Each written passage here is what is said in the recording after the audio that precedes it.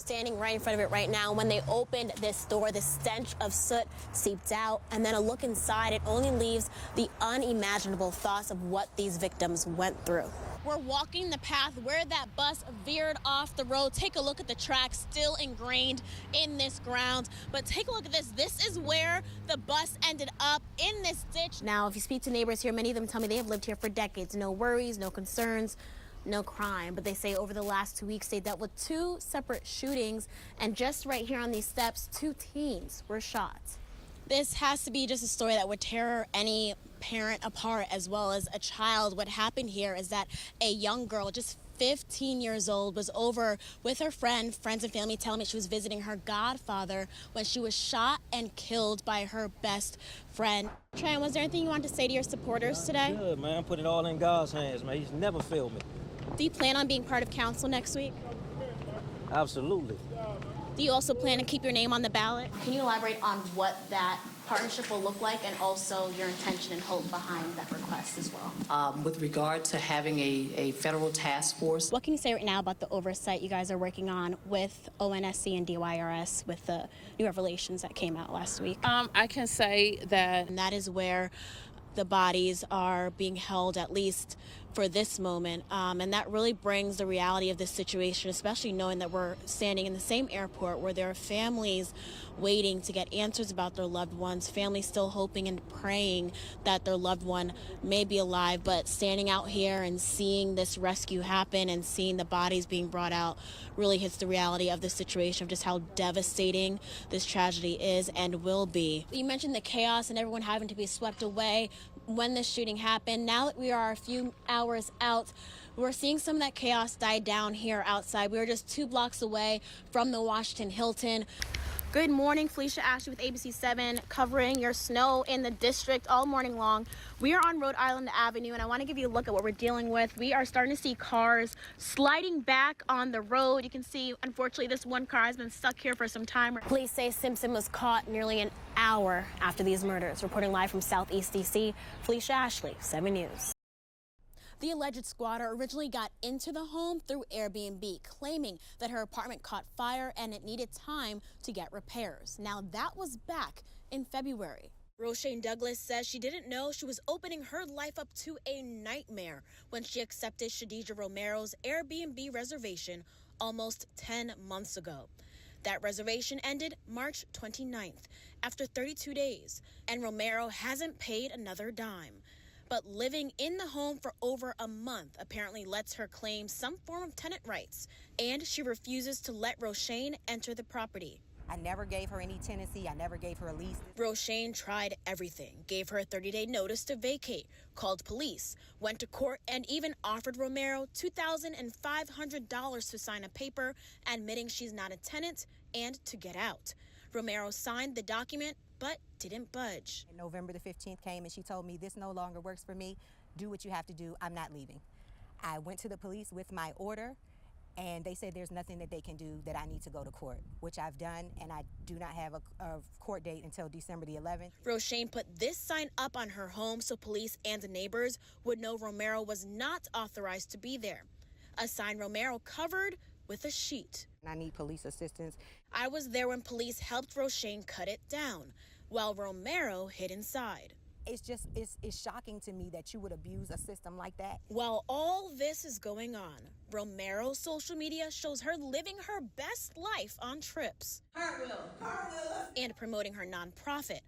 And Roshane is left paying thousands in attorney fees, the mortgage, and utilities for a home she can't even enter. I tried to get some answers from Romero, who was clearly inside the home, but she never came to the door. When a person walked out to her car, they didn't want to talk to us either. Roshane is waiting now for her court date next week, where she's hoping the judge's decision will allow U.S. Marshals to force her unwanted guest out once and for all. For now, reporting from Northeast D.C., Phylicia Ashley, 7 News. I've been uncovering serious issues inside of the Cedar Hill Regional Medical Center since shortly after it first opened to the public last fall. In February, I interviewed a former Cedar Hill employee exposing safety and staffing issues. It led to a flood of calls and messages from other Cedar Hill employees who wanted to speak up. It started a firestorm inside of the hospital.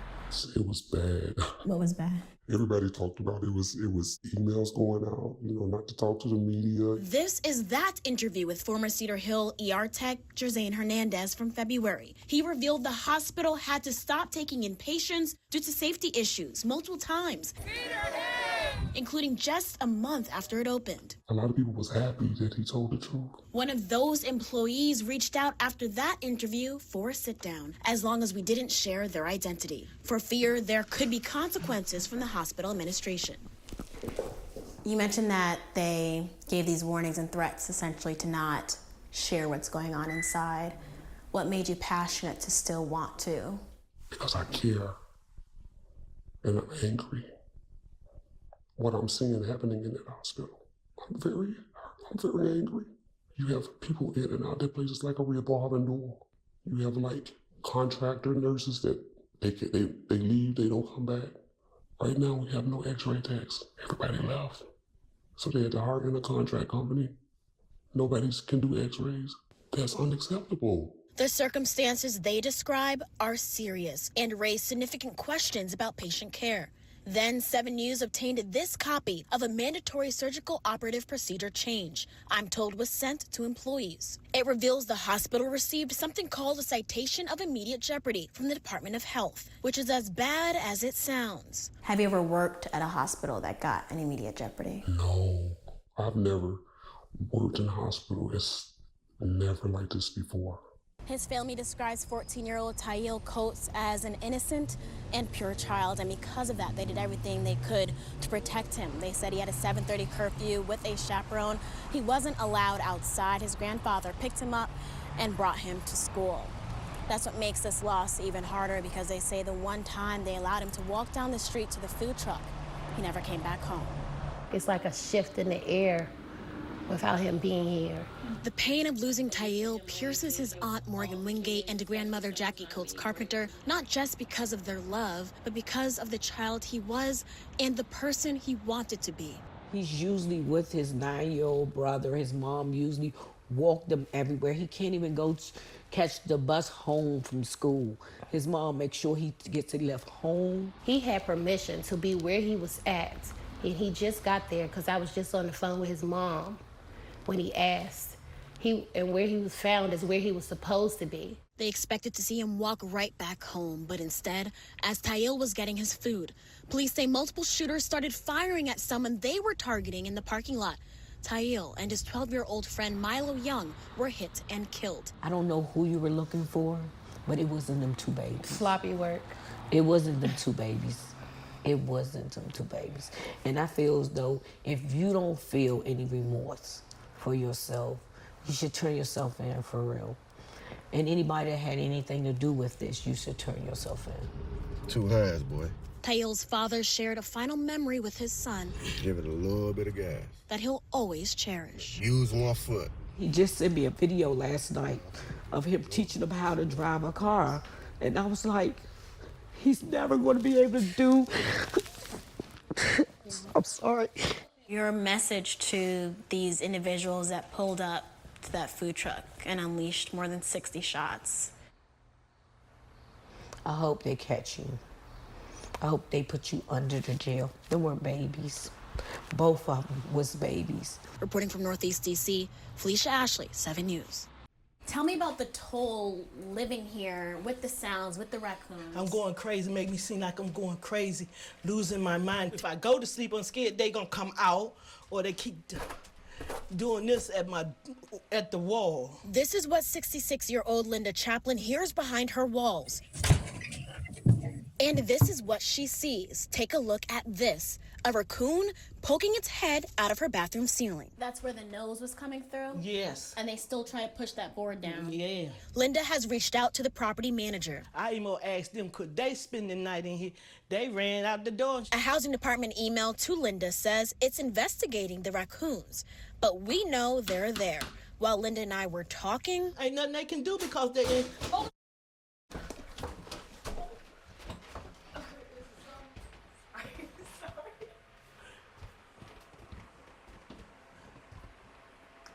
Oh, the raccoon done knocked my clock down. I'm getting out of this house. I ain't coming back to the mall. I'm tired of getting my son to sleep in here with me. I have to get my people to come up here and sleep with me. I can't sleep in here tonight. Oh my gosh. I can't sleep in here tonight. Girl. I found that the property owners, Southeast Washington Development Associates 2 LP, have collected 145 violations since December and tens of thousands of dollars in fines. They don't care about nothing long as they getting their rent. If I stop paying rent, they ready to send me to court or put me out. And then where I'm gonna be homeless. Reporting from Southeast DC, Phylicia Ashley, 7 News.